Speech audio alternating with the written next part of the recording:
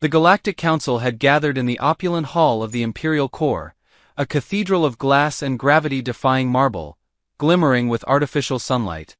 Hundreds of alien delegations hovered in their levitating seats, whispering in tones that ranged from hissing static to melodic hums. It was supposed to be a routine sentencing. 5 human women, teachers, diplomats, and 1 folk musician, stood accused of spreading cultural contamination on the planet Varlos 9. At first, the proceeding was almost comedic. The reptilian chairman flicked his tongue and read the charges as if reading a grocery list. Human subjects are found guilty of encouraging non-sanctioned emotion, nostalgia, laughter, and barbecue. The last word was pronounced as if it were a chemical weapon. A wave of laughter rippled through the hall. Cameras floated like metallic jellyfish, broadcasting this moment to every system. The women didn't laugh. They stood in silence, eyes forward, hands bound but heads unbowed. One was middle-aged, silver-haired, calm. One was young, eyes fierce like someone who'd once bartended in a mining town. The rest carried that curious human blend of fear and defiance. "Any final statement?" the chairman asked, more for theatrics than justice. The eldest woman stepped forward. Her voice was gentle, almost grandmotherly. "You don't understand what you've done," she said softly. The translator stuttered, unable to find equivalents for tone, subtext, and sorrow. "You should have left us alone." A pause. A flicker of unease passed through the spectators. Somewhere in the crowd, an insectoid envoy leaned to its neighbor and whispered, "Humans dramatize everything." Then the execution order was read. 5 pulses of violet light flashed. 5 heartbeats stopped. The broadcast ended with polite applause. Across the galaxy, the story trended for 17 minutes. Memes bloomed. Primitive species overreacts to emotional art. News anchors chuckled about overly sentimental apes. The Empire congratulated itself on a tidy moral victory. But on Earth, on a blue and white planet mostly ignored by the stars, no news anchor spoke. The signal from Varlos 9 hit global channels, then vanished. In the following silence, something shifted. Governments didn't issue statements. Military bases didn't mobilize. Civilians kept walking their dogs, brewing coffee, checking weather apps. But deep under the Rockies, under layers of steel and forgotten Cold War bunkers, a single red light turned on. It wasn't a siren. It was a signal of permission. On the Galactic Network, the Empire's chatter resumed. Trivial, smug, self-congratulatory. Admirals joked about human melodrama. The word barbecue became slang for minor rebellion. Then, 3 hours later, a distress call echoed from the Myrtis trade ring, 40 light-years from the execution site. Unknown vessel, no ID, no heat signature, moving at impossible speed. The transmission stammered before cutting off. Another followed, and another. Patrol ships went missing. Communication arrays blinked out like candles. Analysts dismissed it as data corruption. Until one feed leaked. It showed a single small ship drifting among the wreckage. Human-made, rusted, patched with duct tape and steel plating. A single figure walked across the debris field in a pressure suit bearing faded American flag patches. The helmet camera caught a glimpse. A calm face, weathered, expressionless. He didn't speak. He just planted a beacon into the hull of the destroyed alien cruiser. Then, in fluent Imperial dialect, he said one sentence. "Tell your Emperor, John's awake." Within hours, every major news network in the Empire picked up the transmission. Confusion turned to laughter. John's awake? Who was John? Some tribal warlord? A myth? The Empire's archivists searched human databases and found one unsettling pattern. Across multiple alien colonies, there were whispered legends of a Terran entity called the Baba Yaga. Records conflicted. Some described a soldier, others a weapon, some a concept that humans invoked when they needed fear on their side. The council dismissed it as superstition. Still, nervousness crept in. Small colonies began reporting strange disappearances. Ammunition depots gone, command officers missing, computers wiped clean but coffee mugs still warm. Entire task forces were deployed, and yet no human fleet was ever seen.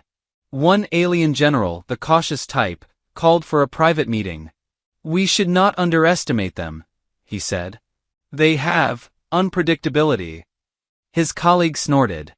"Unpredictability is just chaos. And chaos cannot plan strategy." That same night his cruiser exploded without warning, silent and clean, leaving behind a single piece of debris.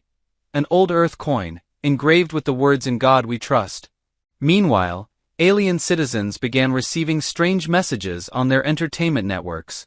Brief flickers between ads for star cruisers and nutrient paste, images of 5 human women smiling. Then, an unfamiliar voice, calm and distinctly human. "You shot 5 of ours. You broke the deal. We're coming to pick up the pieces." The Empire's sensors purged every trace, but the fear remained. In the markets, aliens whispered that humans didn't wage wars, they ended them. In the slums, smugglers claimed they saw entire human crews working in silence, dismantling weapons factories and leaving origami cranes behind. At the council hall, the same reptilian chairman from the trial leaned back in his seat and tried to laugh it off. "Humans are clever storytellers," he said. "They make myths so they can pretend they're dangerous." But deep down, something unsettled him. He replayed the woman's final words on a private monitor. The translator's notes flashed. Unclear meaning. Possible cultural idiom. Yet when he slowed the recording, he caught a phrase not meant for translation. She had whispered it in English, quiet but clear. "Tell John we're coming." That was the moment he realized the galaxy's smallest mistake wasn't the execution. It was assuming humans would grieve quietly. 2 days later, a scout drone returned from the edges of human space. Its final footage showed the planet Earth from orbit, cities glowing, oceans calm, no mobilized fleets. Then the camera tilted upward and captured thousands of faint lights emerging from the shadow side of the moon, like fireflies stirring after a long sleep. Each ship bore the same symbol, the mark of an extinct Terran organization thought long gone, United States Special Projects Command. The last transmission before the feed went black was a human voice, tired, almost gentle. "We didn't start this. But we'll finish it politely." The council chamber fell silent. Across 1,000 worlds, alien leaders exchanged nervous looks, pretending it was just an Earth malfunction. But somewhere, buried under the chatter and denial, every creature in the Empire felt the same chill. An instinct as old as prey itself. The humans had gone quiet. And in this galaxy, silence meant war. The derelict mining moon of Ziran 3 hung silent above a gas giant that burned like a dying ember.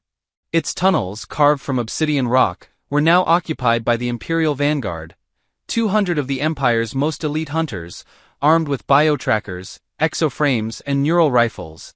They had one objective: capture the human known as the Baba Yaga. No one knew what he looked like. Some said he was a soldier, others a machine. But the higher ranks had begun to whisper that maybe he wasn't one man at all. Inside the command tent, a tall insectoid officer named General Va Kor adjusted his breathing mask. "He cannot breathe here," he said to his team. "The atmosphere is methane heavy. If the human is real, he will suffocate before we find him." A younger soldier asked, "Sir, why send so many troops for one man?" Va Kor stared at the flickering holomap. "Because they say he doesn't come to win. He comes to end things." Far below, in the tunnels where gravity was uneven and shadows had texture, a single human figure walked barefoot through the dust. His suit was torn, oxygen meter redlining, yet he moved like someone who didn't need air. His name, at least once, had been Colonel Jonathan Wick. Earth-born, American-trained, retired 3 times, buried twice, and resurrected once by request of someone who had whispered, "They shot them, John. They shot 5 women." His face was calm, expression unreadable. A scar traced down the side of his neck like punctuation to a story he refused to tell. He carried no visible weapon, only a small thermos marked with faded letters.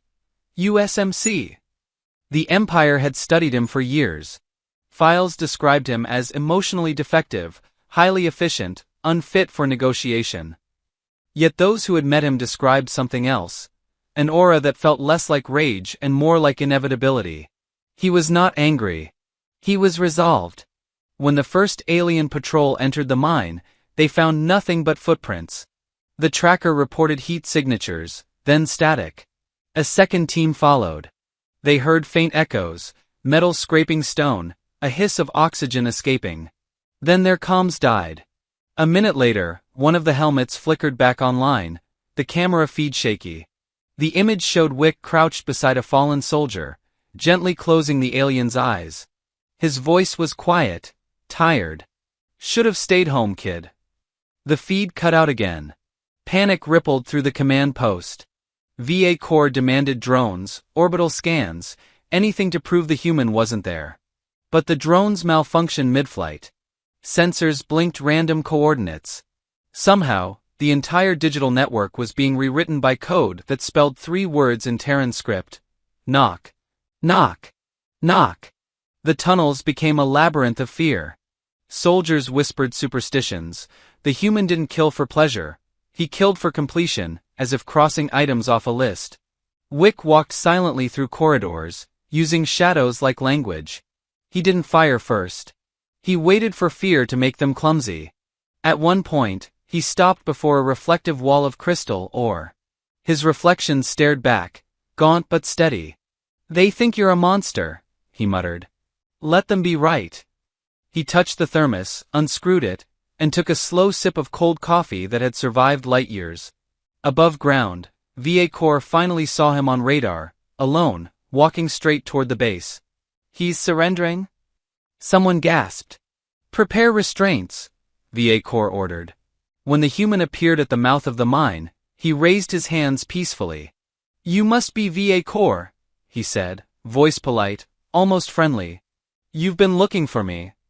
The alien squinted, claws twitching on his rifle. "You are the one they call Baba Yaga."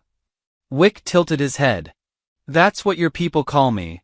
Back home it means, bedtime story." The alien didn't understand.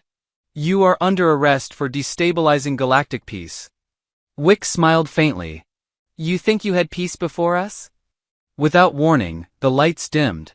The base's entire power grid failed. A tremor shook the ground. Drones fell from the air like rain. In the chaos, the only illumination came from the ember glow of Wick's cigarette lighter. He struck it, flame trembling between his fingers. "I gave you a chance," he said quietly. "You could have sent an apology. Just one." Blaster fire erupted, echoing through the cave. Smoke, screams, static.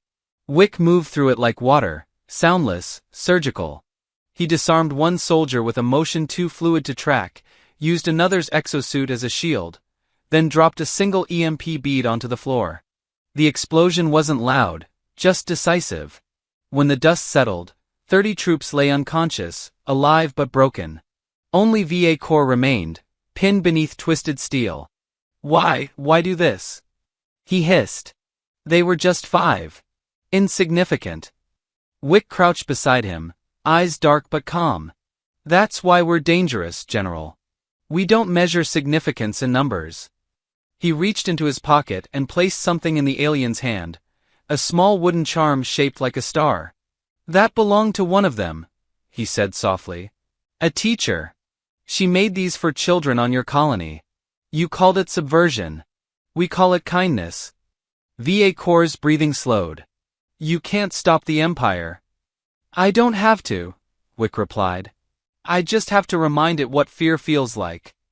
He stood, turned his back and walked into the dust. Above, Imperial ships began retreating from orbit, systems failing one after another. Someone somewhere had triggered an override command written centuries ago in an old Terran defense protocol, something labeled boogeyman contingency. Hours later, the Imperial Council convened in panic. Surveillance drones replayed the footage. The human never fired a single gunshot on record, yet 2 battalions were incapacitated. One advisor muttered, "How does he do that?" The Emperor's voice trembled. "He doesn't fight wars. He erases witnesses." Meanwhile, Wick sat alone on the hull of a crashed shuttle, staring at the stars. He cleaned the coffee thermos with a torn cloth, then recorded a message. His voice was calm, almost polite. "To whoever's listening," he said, Tell your people we're not monsters. But when you kill peacekeepers, mothers, teachers, dreamers, you don't get soldiers in return. You get the nightmares we keep locked away." He leaned back, closing his eyes. Around him, fragments of alien communication satellites blinked out one by one, like stars being snuffed. A soft wind stirred the dust. In the distance he could already hear the next wave of ships arriving, Empire reinforcements, unaware of what waited for them below. He smiled faintly, whispered to himself, "Round 2. Then he vanished into the dark, leaving behind only the echo of a single human phrase that would terrify the galaxy for years to come. "John's awake." The Empire's war rooms burned with the glow of sleepless panic. Holographic maps flickered across the walls, hundreds of red markers showing colonies gone silent. The words "unknown interference" repeated across every data feed. No one dared say the name, but everyone thought it. The humans had woken something. And now it was moving. Fleet Admiral Sereth, a skeletal being with translucent skin, stared at his trembling officers. "It's one man," he insisted, voice brittle. "One human cannot do this." A junior officer swallowed hard. "Respectfully, sir, we're receiving reports of others." "Others?" The feed expanded, showing dozens of grainy transmissions, different planets, same chaos. Alien strongholds overrun not by armies, but by small, unregistered human crews. Some looked like miners, some like farmers, one even wore a cowboy hat. They arrived without fleets, without announcements. They smiled, talked politely, and then dismantled entire defense grids using improvised tools and local junk. The Empire's scholars called it anomalous warfare. Humans called it Tuesday. At a press conference, a panicked journalist asked, "What are these people?" The human liaison, a tired woman in a wrinkled NASA uniform, smiled faintly. "We call them veterans." Out on the frontier, one such veteran sat in a diner on a captured outpost. He was middle-aged, thick-shouldered, and wore an oil-stained bomber jacket. The aliens who'd tried to arrest him were now tied to chairs, untouched but humiliated, while he cooked breakfast on their plasma heater. "Hungry?" he asked them cheerfully. "You fight better with food in you. Learned that in Fallujah." The leader of the alien unit, a proud avian soldier, hissed, "You are invaders." He shrugged. "You're the ones who shot our women. I'm just here to clean up your mess." He flipped a pancake, motion casual, words sharp. "And don't worry. We're polite about it. Mostly." Word of these polite humans spread like a fever through the Empire. They were impossible to predict, impossible to kill. They used outdated tech, ancient ships, even knives, and yet every engagement ended the same way. Not with explosions, but with surrender. They didn't annihilate planets, they corrected behavior. The Empire tried diplomacy. They sent an envoy to Earth. The envoy never made it past orbit. Instead, a broadcast returned. Video only, no sound, showing the envoy being offered coffee by a smiling old man in a flannel shirt. Then static. Across the galactic net, panic turned to paranoia. The phrase "boogeyman of America" became a whispered curse. The Empire's citizens believed the humans had unleashed some experimental death cult. In truth, it was just Earth's veterans, the forgotten, the retired, the old ghosts who had once fought each other and now fought for everyone else's memory. In one intercepted comm, a human voice laughed softly. "You can tell an American by the way he apologizes before he breaks your jaw." On the colony of Draxus, a fleet commander named Valrek found himself cornered by these so-called boogeymen. They arrived in battered freighters, flying the old Earth flag, 13 stripes and a field of stars. The Empire's ships surrounded them easily, but when Valrek demanded their surrender, the reply was unsettlingly calm. "We already did," the voice said through the comms. "About 200 years ago. Didn't stick then either." Then every Imperial system on Draxus went dark. No explosions, no screams, just silence. When power returned, every weapon had been dismantled, every comm link rerouted to a human broadcast. On screen, a man with tired eyes appeared. It was Wick. He wasn't threatening this time. Just patient. "You keep calling us monsters," he said. But monsters don't build schools after wars. Monsters don't send doctors to the enemy's kids. We're not monsters. We're just very, very bad at forgiving. Somewhere in the room, Valrek whispered. What do you want? Wick's tone didn't change. To make sure no one ever forgets the 5 you shot. Then the feed cut. Back in the imperial capital, the Senate debated emergency measures. Some wanted peace. Others wanted extinction. A senator, trembling with fear, muttered. They fight with smiles. They die with jokes. What kind of species makes humor a weapon? An older scholar replied quietly. The kind that survived extinction 5 times and called it Tuesday. As the empire fractured, neutral systems began defecting to humanity's side. Not out of loyalty, but out of curiosity. The humans didn't demand tribute, didn't occupy territory. They simply left food, medicine, and a warning. Never aim at Earth again. It was working. Fear had turned into admiration. Even alien mercenaries began defecting, claiming, the humans pay with laughter, not threats. Meanwhile, Wick operated unseen. His legend had split into myth, half nightmare, half folk hero. In secret channels, veterans followed coded orders labeled only as the quiet directive. No insignias, no ranks, just shared purpose. During one intercepted message, an alien officer shouted at a captured human. You're just one planet. You can't fight the galaxy. The human smiled through broken teeth. We already do. Every day we wake up. In the command centers of the Empire, paranoia reached fever pitch. Entire sectors shut themselves off, fearing infiltration. Yet every blackout revealed the same graffiti on the walls. A crude Earth flag and the words "Be polite. Be patient. Be prepared." That phrase spread faster than any fleet. It wasn't a threat, it was a promise. Finally, the Empire's Intelligence Bureau found a clue, a pattern linking every destroyed site. All attacks were coordinated with eerie precision, yet no central command could be traced. One analyst realized too late that the humans had never used the Empire's network, they had replaced it. Messages, orders, and propaganda were now flowing through a system hidden beneath the Empire's own data grid. And at its core was one origin signature. Earth Defense Command, Operation Homebound. By the time the Emperor saw the report, it was already too late. Every Imperial broadcast station switched to a human signal, a single phrase looping endlessly in calm, American-accented English. We don't want your empire. We just want the shooting to stop.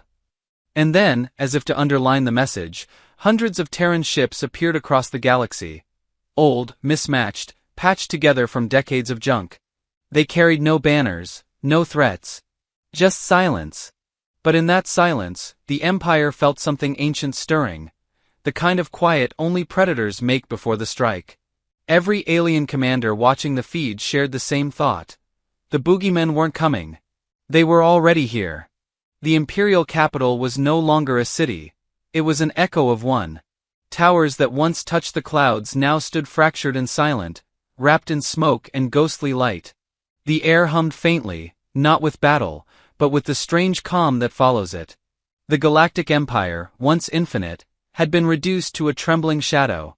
And somewhere among the ruins, the human named John Wick walked toward the throne room with a gait that was neither fast nor slow, just inevitable.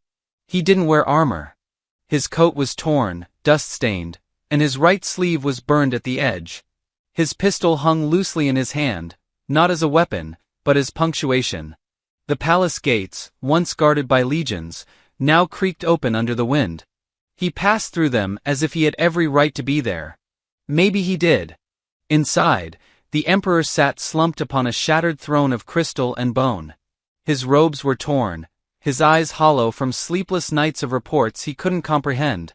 Fleets gone. Armies vanished. Systems erased. And now one man, one earthborn anomaly, stood at his door like a grim courier of inevitability. So, the Emperor rasped, voice thin and cracked. You are the human they call the Baba Yaga. Wick stopped at the foot of the stairs, gazing up at him. His expression was almost kind. That's what your soldiers call me. My people don't call me anything. They just send me when it's too late to apologize. The Emperor tried to summon arrogance, but it came out weary.